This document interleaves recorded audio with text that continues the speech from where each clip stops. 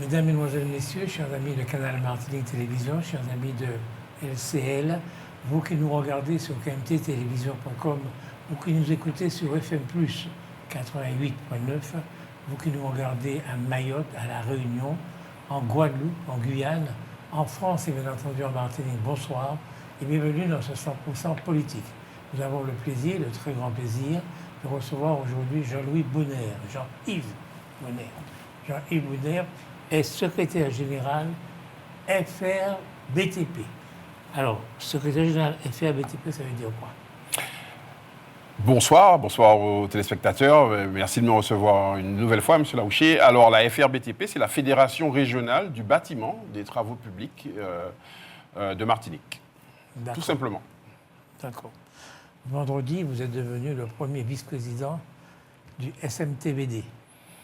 Oui, au titre de mon appartenance à la communauté d'agglomération de l'espace sud Martinique, voilà, sur la délégation, effectivement, déchets, que mes pairs ont souhaité que je pilote avec mes collègues élus. Le SMTVD, c'est quoi? Alors, le SMTVD, c'est le syndicat martiniquais de traitement et de valorisation des déchets. Donc, c'est un acteur, je dirais, en bout de chaîne d'une politique publique plus globale, donc de gestion des déchets. Et Dieu sait si nous en produisons malheureusement beaucoup à la Martinique. Et donc, c'est un syndicat dit fermé, puisque ces trois membres sont les trois communautés d'agglomération de Martinique, et qui a donc pour mission de traiter et de valoriser, n'oublions pas la valorisation, les déchets que nous produisons. Récemment, vous avez été élu au conseil municipal de la ville du Marin. Oui, c'est le début de la chaîne politique, puisque pour être élu communautaire, il faut aussi être élu municipal. Et effectivement, je suis devenu conseiller municipal lors des élections donc, du 15 et 22 mars. Pour nous, le Marin, ça s'est joué au premier tour, donc le 15 mars. Et puis ensuite, comme j'étais sur la liste des candidats communautaires, j'ai été donc élu conseiller communautaire début avril. Et puis donc conseiller communautaire voilà, à l'espace sud. À l'espace sud, puisque le Marin, c'est l'une des 12 communes de la communauté d'agglomération de l'espace sud. Mmh. Et puis, donc, au titre de la délégation gestion des déchets que j'ai l'honneur de piloter pour la communauté d'agglo, avec mes 5 collègues, nous sommes devenus conseillers syndicaux du SMTVD. D'accord. Est-ce qu'à côté de tout ça, vous faites un métier? Alors, effectivement, c'est très bien que vous le rappeliez que les fonctions politiques que nous exerçons le temps d'un mandat ne sont pas effectivement des métiers. Ce sont des fonctions qui sont exigeantes, chronophages, donc qui prennent du temps.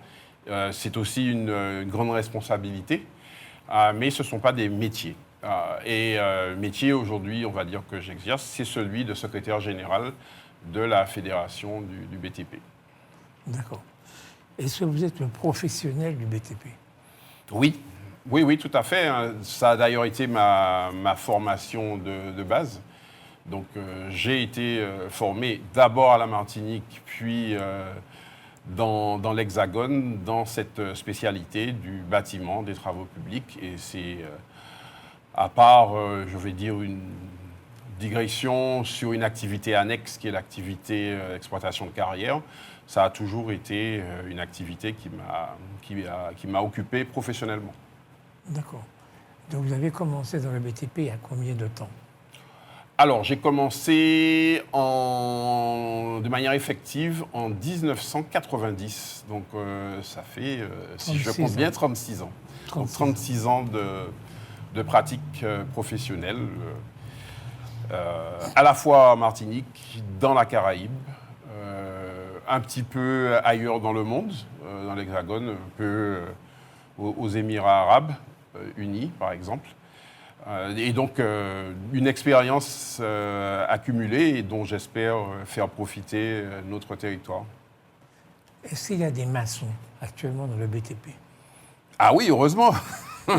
Les maçons, il y en a. Et nous, même si l'activité est un peu en berne, on réalise encore des chantiers. On voit encore quelques grues ça et là.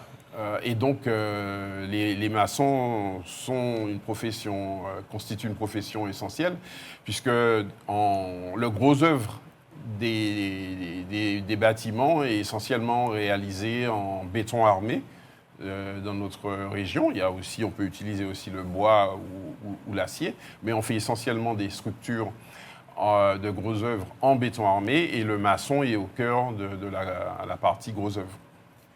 Donc on n'a pas mécanisé le travail du maçon. Non, et je pense que même s'il faut aider pour diminuer les questions de pénibilité, ça c'est un enjeu effectivement fort de l'attractivité de nos métiers du bâtiment. Ce ne sont pas des métiers qu'on va, à mon avis, complètement mécaniser, même si on peut faire de l'impression 3D de maisons et donc monter mais peut-être qu'en zone sismique c'est un peu plus compliqué, mais en tout cas c'est une activité qui va rester noble, qui va rester manuelle, et on s'en félicite parce que derrière il y a quand même des emplois et des hommes. Le but de l'activité économique n'est pas nécessairement de créer des emplois, mais c'est un bénéfice extraordinaire de pouvoir créer des emplois, de pouvoir occuper des Martiniquaises et des Martiniquais, et qu'ils puissent gagner leur vie noblement en construisant des ouvrages qui vont être utiles à l'ensemble, à tous. Donc un maçon doit gagner sa vie noblement, d'accord? Oui. J'ai retenu le mot noblement. Mais est-ce qu'il gagne bien sa vie? Est-ce qu'un maçon est bien payé? Oui, nous avons dans ce secteur du bâtiment et travaux publics la chance d'avoir une convention collective qui est vivante. Celle des ouvriers est relativement ancienne, mais elle a fait l'objet d'avenants divers et variés. Je crois qu'il y a au total 16 avenants sur cette convention collective qui date initialement de décembre 1973. Aujourd'hui, et depuis quelques mois, nous sommes en train de réviser cette convention collective pour la rendre plus lisible, pour la moderniser aussi. Un certain nombre d'articles qui prévoient des dispositions qui n'ont plus lieu d'être. Et puis, il y a lieu aussi de rajouter certaines dispositions pour montrer que nous sommes un secteur capable de présenter une image de modernité. Donc on est en train de faire ce travail-là entre représentants des employeurs et représentants des salariés. C'est un travail qui n'est pas simple, parce que en réalité nous sommes un petit nombre à travailler sur ce sujet, et c'est une convention collective qui va s'appliquer à plus de 5000 entreprises. En réalité, en Martinique, 5 000 entreprises. Plus de 5 000 entreprises, et qui va, je dirais, concerner 6 300 salariés. Alors, si on exclut les cadres et les états, on va dire pour la partie des ouvriers aujourd'hui, environ 5 700 salariés qui vont être concernés par les nouvelles dispositions sur lesquelles nous allons nous entendre. C'est quand même quelque chose d'important, parce que derrière une convention collective, il y a des dispositions qui protègent les salariés, qui cadrent aussi les relations entre les employeurs et ces salariés. Mais c'est aussi un outil pour nous, un véritable outil marketing, parce que dans un secteur aussi en difficulté que le nôtre, on sera aussi capable d'aller rencontrer des jeunes, des primo-accédants, pour leur dire notre secteur il est attractif, parce que dans notre secteur on est capable de protéger les salariés, parce qu'on a une couverture sociale qui est améliorée par rapport aux droits communs. Et puis on prend en compte la pénibilité, il y a un certain nombre de primes. Voilà, donc c'est tout ce qu'on est en train de co-construire entre employeurs et représentants des salariés. Vous avez dit 5 000 entreprises et, si je ne me trompe, environ 6 000 employés. Donc les entreprises n'emploient pas beaucoup. C'est une des caractéristiques du secteur et malheureusement une tendance un peu lourde. On a de moins en moins d'entreprises, je dirais, importantes, moyennes, dans ce secteur. Et beaucoup se retrouvent avec énormément de toutes petites entreprises, parfois avec des entreprises qui n'ont pas de salariés du tout, hein. Donc, et qui interviennent sur les chantiers. Alors, c'est une caractéristique. On ne dit pas que c'est bien ou que c'est mal, mais ça a quand même des conséquences. Puisque quand on veut réaliser un ouvrage, il faut parfois que ces petites entreprises puissent se regrouper pour avoir, je dirais, la taille critique, pour avoir les ressources et les capacités de pouvoir intervenir sur des ouvrages importants. Ce n'est pas simple, donc c'est un élément de complexité pour notre secteur, mais nous gérons, nous en tant qu'organisation professionnelle, nous gérons la réalité. Et même si nous essayons de faire en sorte qu'il y ait des entreprises plus structurées et plus importantes, parce que c'est plus facile à gérer pour un secteur, hein, en termes de filière, nous devons nous plier à la réalité et à la volonté des chefs d'entreprise qui parfois ont été salariés. Donc il y a beaucoup d'ouvriers, par exemple, qui ont acquis un savoir-faire et qui décident à un moment donné de devenir chef d'entreprise. Et ça, c'est une réalité avec laquelle il faut composer. Oui, mais enfin, ça, il y a quelque chose là de dramatique, quelque part, parce que le bâtiment des travaux publics fonctionne beaucoup avec les commandes publiques, des appels d'offres. C'est ça. Est-ce que les petites entreprises peuvent répondre à ces appels d'offres? C'est plus compliqué parfois, parce que déjà, pour la réponse aux appels d'offres, ça demande quand même, je dirais, une certaine structure, parce que répondre à un appel d'offres, ça a déjà un coût. On l'oublie souvent, mais ça coûte de l'argent de répondre à un appel d'offres. Et puis ensuite, il faut pouvoir présenter un certain nombre de garanties, parce que le maître d'ouvrage qui va s'engager avec l'entreprise, il attend un certain nombre de garanties pour déjà s'assurer que l'entreprise aura les moyens de mener le chantier à terme et qu'il ira au bout. Et quand on a une petite structure, c'est parfois plus compliqué, effectivement, de prouver cette capacité à faire en termes d'hommes, en termes de ressources financières, en termes de couverture assurantielle. Voilà, il y a plein de considérations qui ne sont pas simples pour les plus petits acteurs du secteur, mais il faut les aider, il faut parfois les encourager à s'associer. Mais on sait que dans notre culture antillaise, c'est pas toujours évident de convaincre les uns et les autres de s'associer pour pouvoir faire des choses ensemble. Et la sous-traitance, est-ce que ça marche? Oui, c'est un moyen, finalement assez sécurisé pour les plus petites entreprises de grandir. En réalité, en étant sous-traitant d'entreprises plus, je dirais, plus structurées. Il ne faut pas en avoir peur. La sous-traitance a beaucoup été décriée parce que on parlait d'abus en fait de l'entreprise qui sous-traite.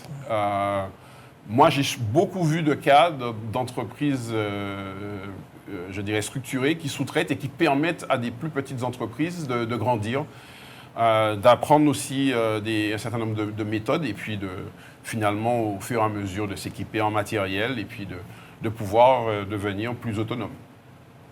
Donc pour moi, ce n'est pas une mauvaise chose. C'est pas une mauvaise chose, mais il faut que ça reste basé sur le droit et sur le respect mutuel.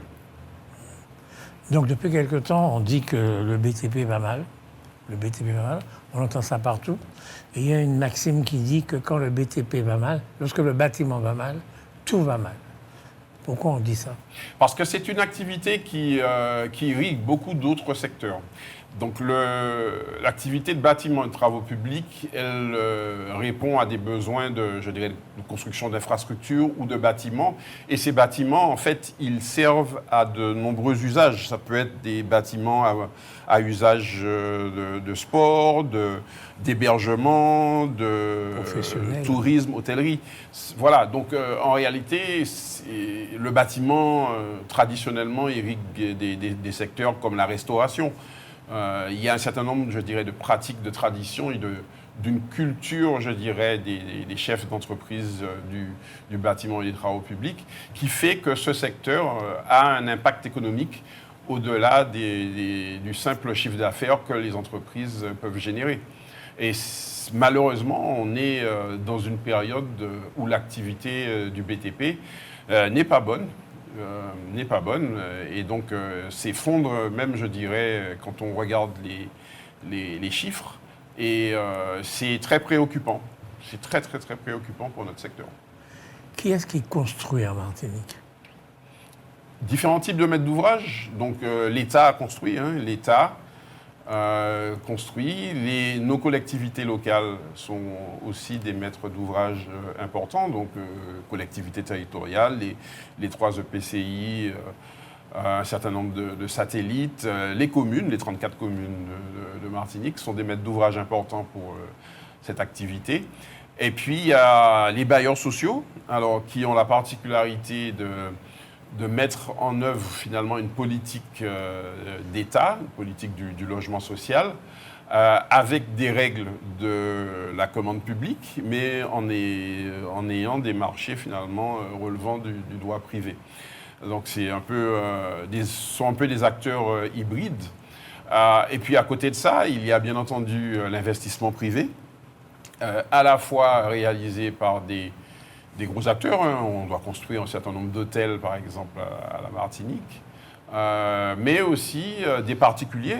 Et c'est un segment de l'activité qui est important, puisqu'on construit encore de la maison individuelle, où on en réhabilite, où on en restaure. Voilà, donc il y a tout un panel, je dirais, une diversité de maîtres d'ouvrage, c'est comme ça que ça s'appelle dans notre secteur, de maîtres d'ouvrage qui donnent finalement de l'activité à tout un écosystème, pas seulement des entreprises de travaux, mais également des maîtres d'œuvre, des architectes, des bureaux d'études, des bureaux de contrôle, quand il y a obligation de faire appel à ces acteurs. Et c'est donc tout un système qui vit autour de l'activité construction. Les distributeurs de matériaux, ne les oublions pas, qui sont des partenaires d'une filière qui aujourd'hui est malheureusement un peu dans la difficulté, un peu beaucoup d'ailleurs. Est-ce qu'à un certain moment en Martinique, dès qu'on gagnait un peu d'argent, il fallait qu'on ait sa voiture et sa maison? Est-ce que c'est encore le cas? Est-ce que les gens, mettons les fonctionnaires, qui ont les 40%, qui ont un peu plus d'argent que les autres, est-ce qu'ils construisent leur maison? Oui, alors ça reste un objectif de vie pour beaucoup de compatriotes, de Martiniquais. La propriété immobilière, le patrimoine immobilier reste quelque chose d'important pour nous. On le voit en particulier sur les questions foncières, mais également sur les questions qui concernent le patrimoine construit, donc les terrains construits sur lesquels il y a des constructions. Ça se perd peut-être un peu parce qu'aujourd'hui, on a sans doute des générations qui acceptent plus facilement d'être locataires et donc de ne pas être propriétaires, mais même quand on a des locataires qui sont peut-être plus mobiles, des gens qui aujourd'hui peuvent être en Martinique et dans 2 ans ou dans 3 ans se retrouver en Chine, aux États-Unis, au Canada et où ils le souhaitent. Mais ça crée aussi une demande parce que pour ces biens immobiliers qui sont en location, il faut d'abord les construire. Donc ça donne du travail aussi aux entreprises. Alors pourquoi le bâtiment va mal? Le bâtiment et les travaux publics, pourquoi ça va mal? La principale raison, c'est que on est dans cette activité dans des volumes. Alors, c'est une activité qui a toujours été un peu cyclique, avec des périodes pendant lesquelles il y avait un peu plus d'activité, d'autres un peu moins. C'est souvent lié aux cycles électoraux, puisqu'on a dit que l'activité est fortement dépendante de la commande publique. Et puis, ce qu'on a observé depuis 2008, de manière très claire, c'est une chute assez régulière, constante, année après année, du niveau d'activité.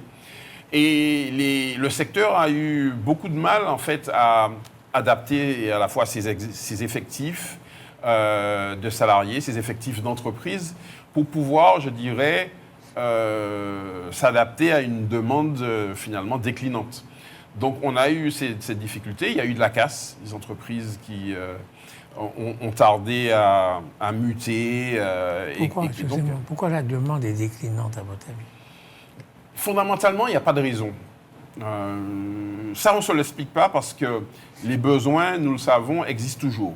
Les besoins de logement, aujourd'hui, on sait par exemple que pour le logement social, il y a encore besoin de 13 000 logements. Donc ça fait quand même une activité assez considérable. On sait qu'on a besoin de réseaux d'eau. On voit qu'on a encore besoin de renforcer notre réseau électrique. On voit qu'en matière d'énergie renouvelable, on a encore besoin d'équiper nos toitures de panneaux photovoltaïques, de chauffe-eau solaires. Donc on voit en réalité qu'il y a des besoins. Alors c'est ce qui, je dirais, est un peu rassurant pour l'activité construction, c'est que les besoins sont encore là. Mais je dirais que avec les difficultés financières et les problématiques budgétaires de toutes les strates, je dirais de l'État, on voit bien qu'aujourd'hui, il y a une difficulté à maintenir les niveaux d'investissement. On a assez naturellement et malheureusement sacrifié l'activité construction. Parce qu'on se dit, c'est une des premières variables d'ajustement, parce que toutes les problématiques sociales, c'est impossible, en fait, de restreindre les aides sociales. En réalité, il y a des critères, je dirais, d'attribution, et on voit que nos sociétés humaines ne deviennent pas fondamentalement plus riches. Donc, on voit qu'il y a des couches de population importantes qui sont dans une difficulté sociale. Et il faut que la puissance publique apporte des réponses sociales. Et on voit que les budgets, il n'y a qu'à voir le budget de la collectivité territoriale de Martinique et de faire le parallèle entre ce qui était à l'époque relevait des budgets sociaux du Conseil général, de l'ex-Conseil général, et aujourd'hui les montants que la collectivité territoriale de Martinique doit allouer à ces politiques sociales, on voit qu'il y a eu une explosion. Et quand les ressources n'ont pas suivi, et on voit bien que les ressources ne vont pas suivre au niveau des dotations de l'État, par exemple, puisqu'on sait pourquoi, il faut à un moment donné trouver des variables d'ajustement. Et malheureusement, l'investissement public dans des infrastructures, dans des bâtiments, souffre beaucoup de ces ajustements qui sont nécessaires. C'est une conséquence mécanique qui est dommageable parce qu'elle compromet notre avenir collectif. On peut comprendre que c'est ce qui se joue aujourd'hui, mais quand on fait ça et qu'on ne se donne pas les moyens de poursuivre des politiques d'investissement ambitieuses, on compromet l'avenir. On compromet l'avenir parce que, on n'entretient pas forcément comme on devrait nos infrastructures et nos équipements actuels. Donc ça veut dire qu'ils vieillissent parfois de manière prématurée et qu'il va de toute façon falloir les remplacer. Et puis, il y a un certain nombre d'investissements qu'on ne fait pas. Et quand on a encore en 2026 des difficultés avec l'alimentation en eau potable, c'est peut-être parce qu'on n'a pas su ou décidé d'investir suffisamment tôt dans la réparation et l'amélioration des réseaux. OK. On dit bien bâtiments et travaux publics. Est-ce que l'État réduit à la fois les bâtiments et les travaux publics? L'État n'est qu'un des acteurs, je dirais, de l'investissement public. Aujourd'hui, l'investissement direct de l'État semble difficile. Alors, je reprends ma question. Oui. Est-ce que les pouvoirs publics, État, mairie, oui, etc., c'est plutôt le bâtiment ou les travaux publics? Les travaux publics sont plus dépendants de la commande publique en proportion. Donc, il y a effectivement une souffrance particulière des entreprises de travaux publics parce qu'elles sont directement dépendantes de ces acteurs, de ces catégories d'acteurs. Dans l'activité bâtiment, on a une dépendance relative, puisqu'il y a un certain nombre d'équipements de bâtiments publics, des gymnases, des écoles, qui dépendent de la puissance publique. Mais il y a aussi, à côté de ça, dans l'activité bâtiment, des investissements privés, des équipements commerciaux, des hangars, des ensembles de logements privés, etc. Donc c'est moins sensible, je dirais, pour l'activité bâtiment, mais les deux activités sont en baisse. Pourquoi vous dites qu'il manque 13 000 logements en Martinique? C'est 13 000... Logements sociaux. Logements sociaux. Donc le principe pour les logements sociaux, c'est que les bénéficiaires potentiels déposent des dossiers de demande. Et en fait, ces dossiers sont, depuis plusieurs années, mutualisés. C'est-à-dire qu'avant, on pouvait déposer un dossier à la CIMAR, un dossier chez Ozanam, un dossier chez SMHLM. Mais aujourd'hui, toutes ces demandes, en fait, font l'objet d'un fichier centralisé.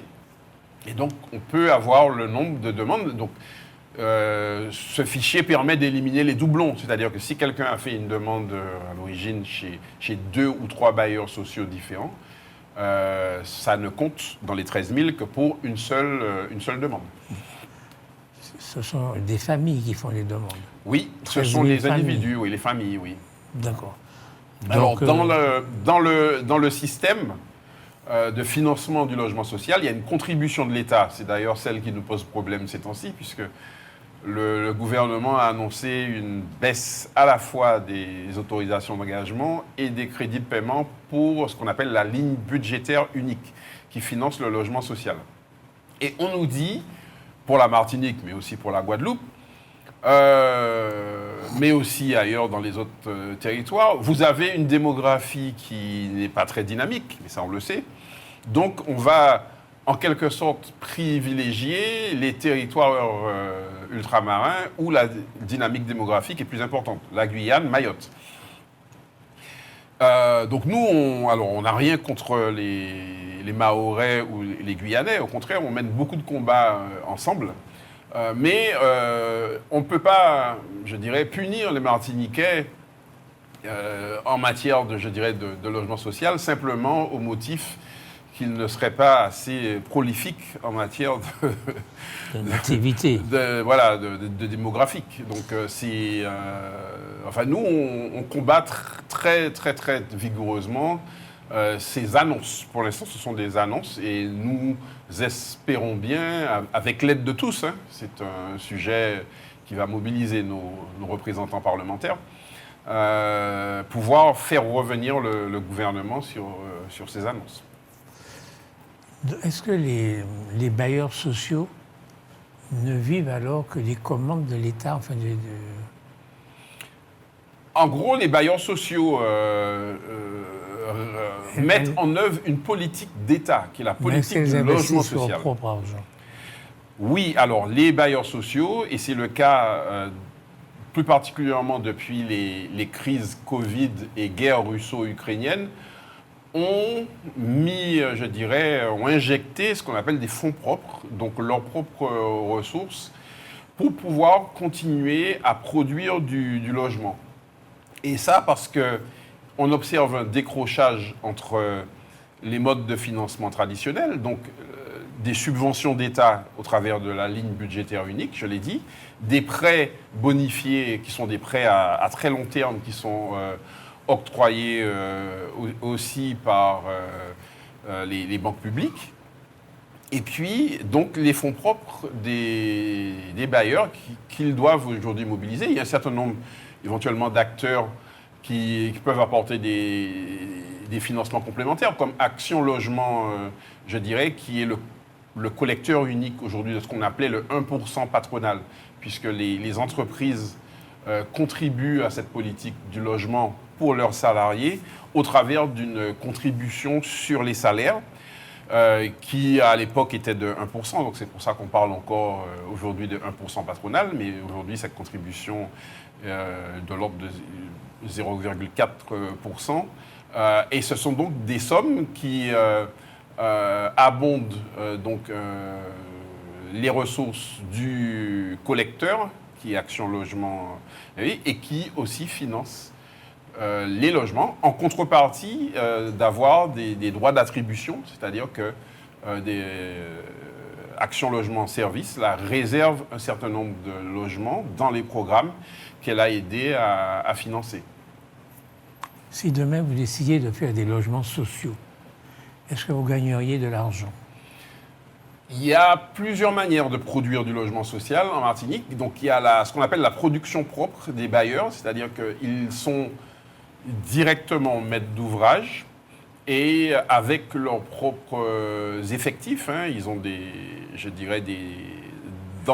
chez les bailleurs des services qui pilotent des opérations, produisent du logement. Et donc ça, c'est la partie production propre. Et puis, depuis quelque temps, on a vu aussi se développer ce qu'on appelle un système de VFA, vente en l'état futur d'achèvement, c'est-à-dire que les bailleurs sociaux passent des contrats avec des promoteurs immobiliers et les promoteurs immobiliers conçoivent les programmes, achètent les terrains et font construire, donc ce sont eux les maîtres d'ouvrage à ce moment-là, et vendent en l'état futur d'achèvement ces programmes immobiliers aux bailleurs sociaux qui, eux, ont un cahier des charges pour dire, nous, on va acheter des programmes, mais sous telle et telle condition. Il faut que les logements aient telle taille, il faut que les terrasses aient telle dimension, il faut qu'il y ait tel type de matériaux qui soit mis en œuvre, etc., etc. Et donc, les bailleurs sociaux achètent ces programmes aux promoteurs immobiliers. Alors, ce qu'on observe, c'est que souvent, ce mode de production, donc en VFA, est plutôt efficace parce que les maîtres d'ouvrage privés, donc les promoteurs immobiliers, maîtrisent mieux, ils passent des contrats, là, ils ne sont pas soumis au code de la commande publique, et ça fait peut-être une grosse différence, et donc ils ont beaucoup plus de souplesse. En particulier, ça peut arriver s'il y a une entreprise qui en cours de chantier, fait défaut, est liquidée.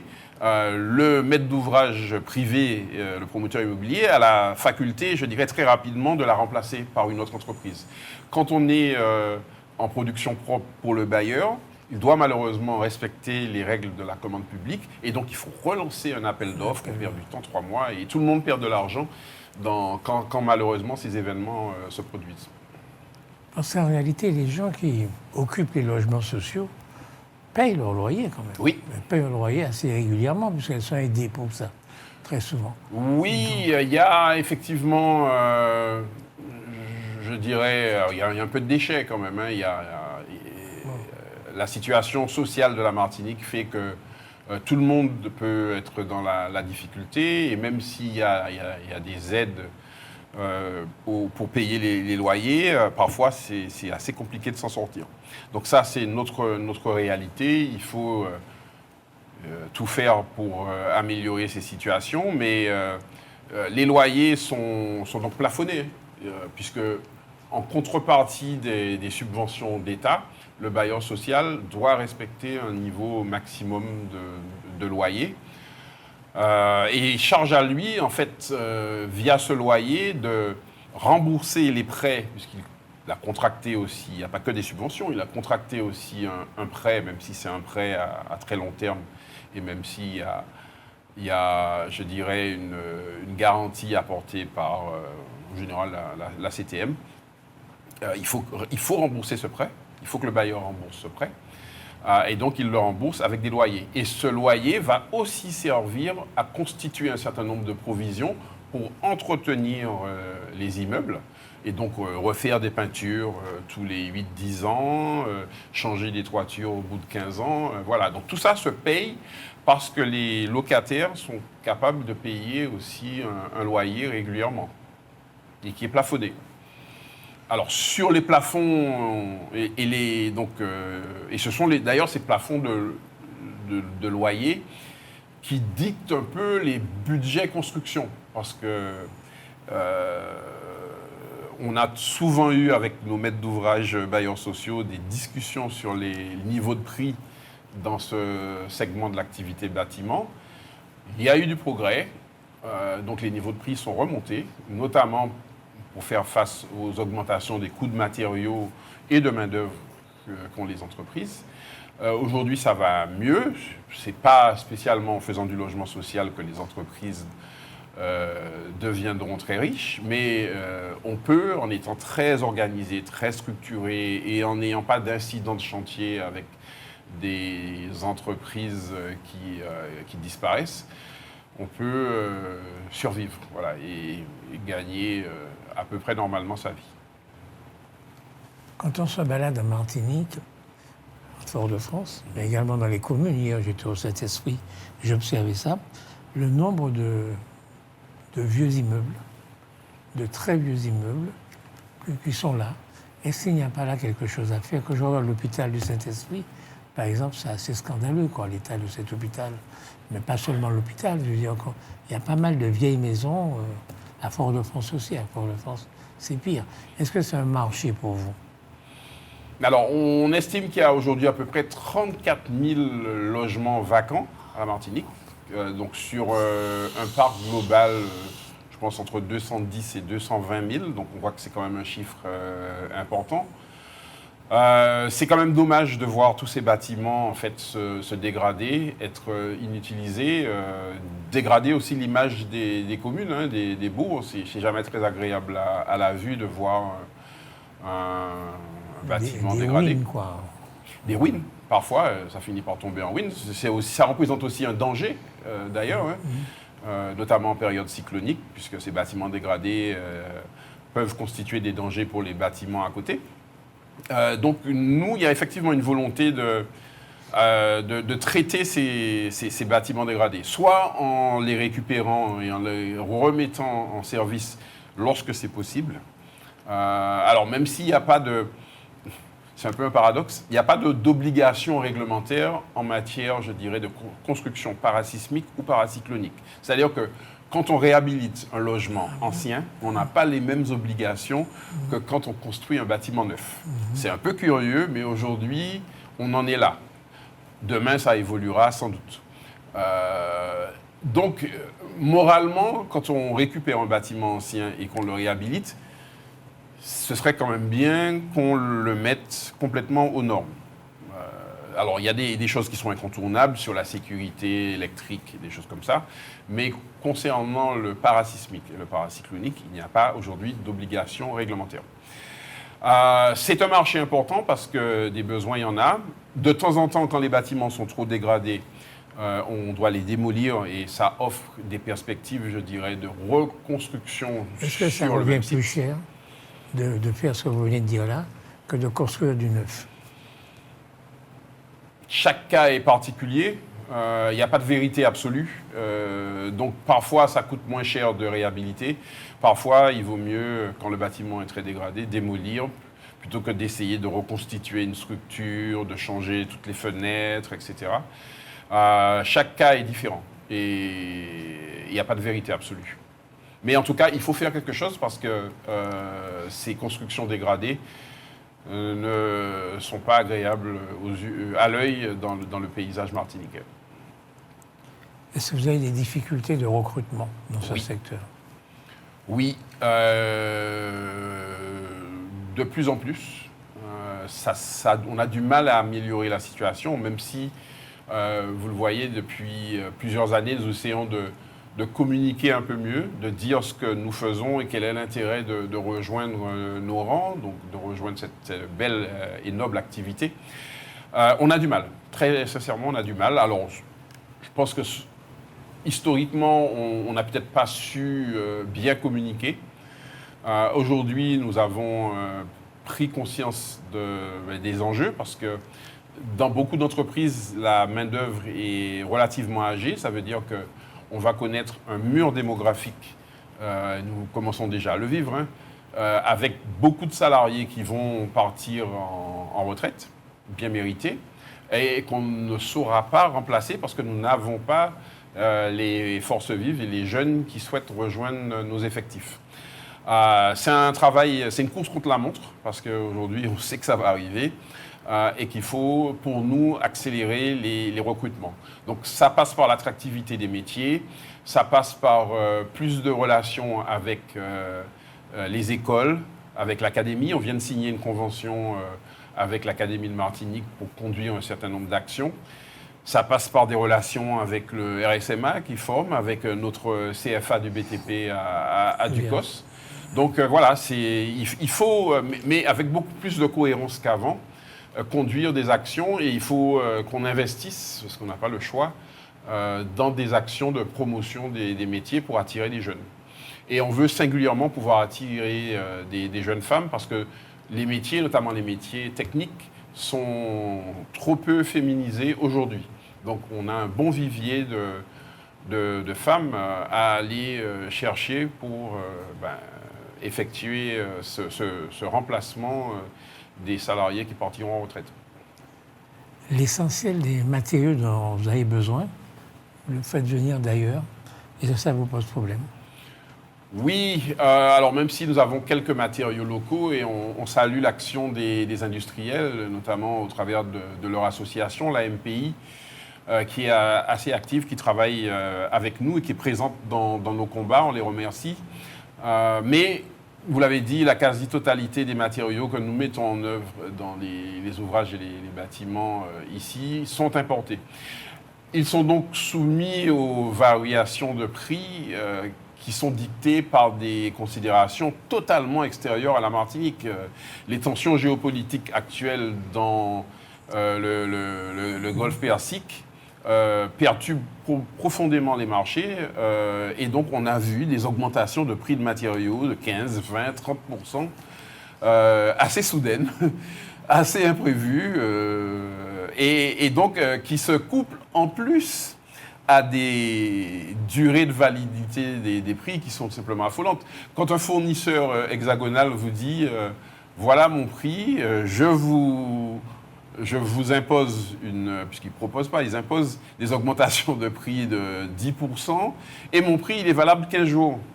Ah ouais. Vous faites quoi? Vous attendez, vous spéculez, vous dites que cette guerre larvée au Moyen-Orient va s'arrêter et puis les prix vont redescendre ou vous faites l'achat? Et puis vous voyez vos stocks qui diminuent et puis à un moment donné, vous n'avez plus le choix parce que quand vous êtes distributeur de matériaux, il faut pouvoir disposer du stock pour servir les clients. Et à un moment donné, donc, vous faites l'achat à des conditions qui sont pas celles avec lesquelles les entreprises avaient chiffré les ouvrages. Alors, comment...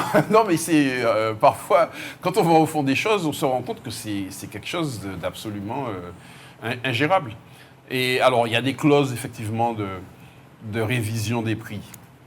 Mais les révisions des prix se font sur des index qui, aujourd'hui, sont des index nationaux et qui ne tiennent pas compte de notre situation ultramarine, avec des frais de transport qui sont parfois importants, hein, ça dépend du type de matériaux, donc le fret maritime, et puis aussi de notre octroi de mer, qui, je le rappelle, est appliqué à une valeur, donc il est ad valorem, comme on dit, et c'est un pourcentage qui est appliqué à une valeur. Et donc, quand le prix des matériaux augmente de manière significative, le poids de l'octroi de mer augmente aussi de manière significative.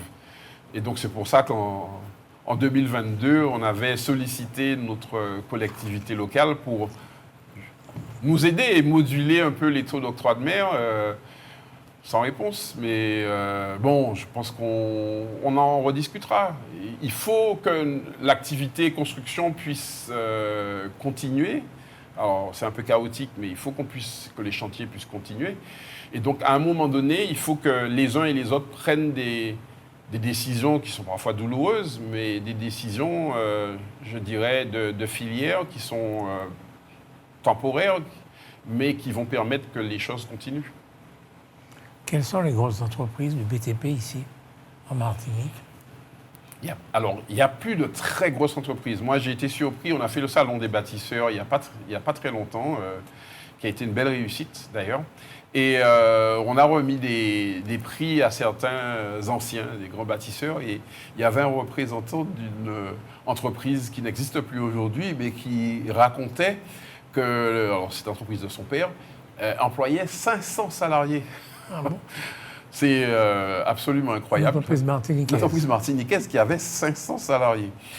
Aujourd'hui, les plus grandes entreprises ont maximum un peu plus de 100 salariés, un tout petit peu plus de 100.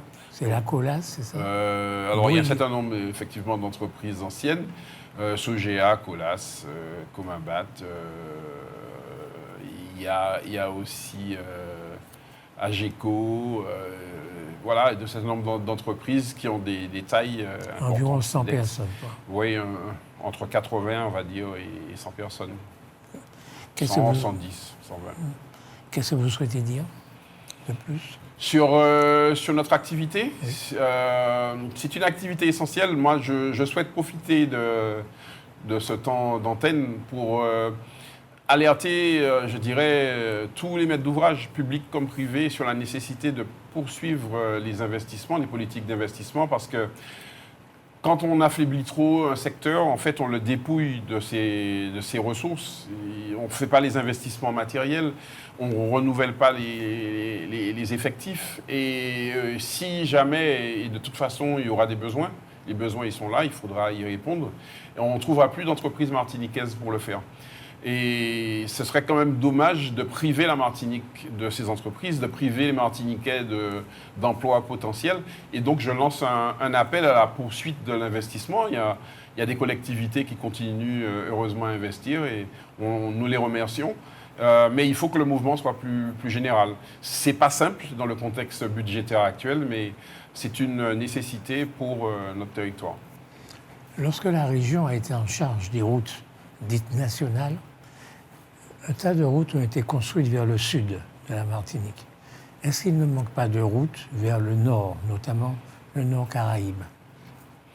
Le nord Caraïbe, on le sait, est problématique. Les traditionnels embouteillages de fond laillé, alors qui des fois démarrent pratiquement depuis Casse-Pilote, à certains moments, sont connus.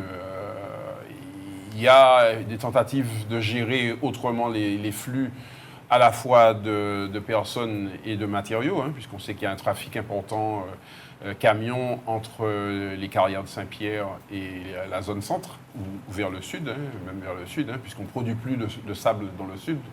Tout le sable de construction vient du nord. Il y a des améliorations apportées très clairement au réseau routier du nord. Encore une fois, on est aussi sur une problématique de démographie. La dynamique démographique qui reste sur la Martinique est plutôt vers le sud. Donc les décideurs ont choisi de porter leurs efforts d'investissement sur l'amélioration du réseau routier du sud, qui souffre aussi. Il y a autant d'embouteillages finalement nord-Caraïbe, nord-Atlantique que le sud. On a un vrai problème, je dirais, d'embouteillage et de congestion du trafic sur nos routes. Alors la réponse, elle est multiple. La réponse n'est pas nécessairement des travaux à tout va. Il y a des points noirs, et on voit notamment au travers du viaduc de Mangovulsin qui semble démarrer qu'il y a des points noirs à traiter, mais il y a aussi une réorganisation, je dirais, du transport public de passagers. C'est un sujet épineux qui est sur la table, mais qu'il faut que les acteurs publics, les décideurs publics parviennent finalement à résoudre. Et ça donnera aussi, je dirais, des travaux aux entreprises de travaux publics de Martinique. Vous aimez faire des croisières, vous? Alors, je n'ai jamais fait de croisière. Voilà, je n'ai jamais fait de croisière. Je connais plutôt bien la Caraïbe, mais j'ai découvert la Caraïbe professionnellement et aussi extra-professionnellement en faisant du tourisme de séjour, en faisant du séjour exclusivement. Donc pas de croisière. C'est pas a priori... c'est pas votre truc. Mon truc, voilà. Ok. En tout cas, vous avez conscience qu'un bateau de croisière, c'est un hôtel flottant. Oui. Parfois un hôtel haut de gamme. Ah oui, les prestations sont de qualité. Donc, est-ce que vous pensez qu'effectivement, on va construire des hôtels en Martinique? Oui, l'activité croisière peut... Alors, c'est vrai que les paquebots, ce sont des hôtels flottants, on est d'accord. Mais le touriste de croisière peut, dans une certaine mesure, devenir un touriste de séjour. Souvent, en fait, la découverte sur une journée, donc, une période assez courte, d'un territoire peut donner envie d'y revenir. En tout cas, c'est le pari qui est fait aussi par des acteurs comme le Comité martiniquais du tourisme, déjà d'améliorer la recette du tourisme de croisière. On sait que c'est un sujet à la Martinique. C'est pas la meilleure, c'est pas la plus élevée de la Caraïbe, mais il y a des choses qui se font et qui se font très bien. Et puis donc de convertir ces touristes, une partie de ces touristes de croisière, en touristes de séjour. Et là, il y a une recette, un chiffre d'affaires supérieur pour nos acteurs économiques locaux. Vous vous attendez à avoir construit combien d'hôtels en Martinique? Il y a des projets en cours, des projets qui sont supposés démarrer. C'est ce que je vous demande. Il y a aussi, on l'a vu, des hôtels confirmés. On a vu des hôtels importants confirmés. Il y a combien de projets en cours? De ceux que je connais, il y en a au moins 3. Alors, je ne sais pas s'il faut compter Batelière comme un projet. Il y a au moins une idée de reconstruire et de redonner vie à ce fleuron de l'industrie hôtelière martiniquaise. Il y a des choses à faire. Moi, je crois aux produits touristiques de séjour martiniquais.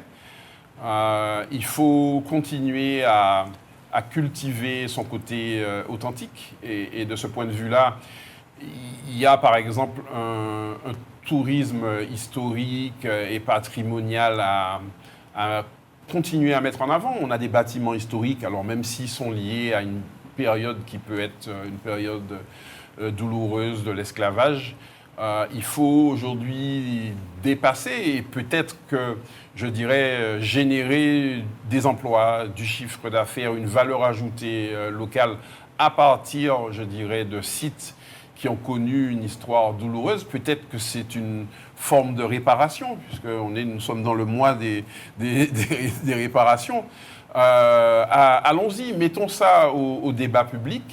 Et puis, faisons en sorte que le produit touristique martiniquais soit quelque chose d'authentique. D'autres îles n'ont pas ces scrupules. Il n'y a pas ces débats quand on va à Barbade, quand on va dans les îles Vierges américaines. Les lieux de mémoire et les lieux de souffrance constituent aujourd'hui des attraits touristiques qui sont... sans hésitation utilisés par les acteurs économiques, les autorités de développement de l'activité touristique et qui génèrent des revenus et des emplois. In fine, est-ce que vous êtes plutôt confiant dans le redémarrage de votre secteur dans les mois qui viennent? Sera-ce dans les mois ou dans les années? Nous, ce que nous faisons, c'est que nous continuons nos efforts de structuration. La difficulté ne doit pas nous empêcher de poursuivre ces efforts. On a des échéances. La semaine dernière, nous parlions avec l'Ordre des experts comptables de la facturation électronique et de ses spécificités pour les entreprises du BTP. Donc vous voyez, on continue à préparer l'écosystème. On continue à le préparer parce que nous avons confiance en l'avenir, parce qu'il y a encore beaucoup de choses à faire ici, je l'ai dit. Est-ce que ça va arriver tout de suite ? Je ne suis pas sûr. Il n'y aura pas de baguette magique, il n'y aura pas de miracle. On sait que c'est du travail qui va prendre du temps. En tout cas, ce qu'il faut, c'est rester concentré sur les objectifs. Ne pas hésiter à se battre chaque fois qu'il y aura des attaques ou des choses qui ne nous conviennent pas. Il faut être capable de le dire. C'est notre rôle, en tout cas, de fédération. Et souvent, on a le soutien des organisations syndicales de salariés sur ces questions-là. Nous avons aussi une mission d'inciter nos maîtres d'ouvrage locaux à rester confiants et dynamiques et donc aller vers de l'investissement. Mais à terme, on n'aura pas le choix. Il y a encore beaucoup de choses à faire en Martinique. Nous avons des transitions dans lesquelles nous sommes lancés à plus ou moins grande vitesse, transition écologique, transition énergétique, qui vont nécessiter des investissements. Et donc, on va forcément faire des choses. Et donc, forcément, il y aura de l'activité, de l'emploi et de l'emploi qualifié dans notre secteur. Donc, c'est un appel aussi à la jeunesse et aux acteurs de la formation Ne lâchez pas vos efforts, il y aura du travail. Merci beaucoup. Merci de nous avoir reçus. Merci beaucoup.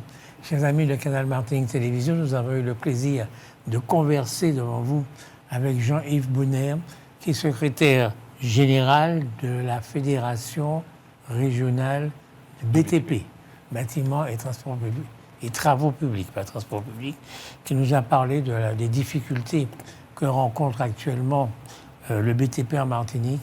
Mais vous avez vu, il a fini par une note d'espoir. Merci beaucoup. Au revoir. Merci.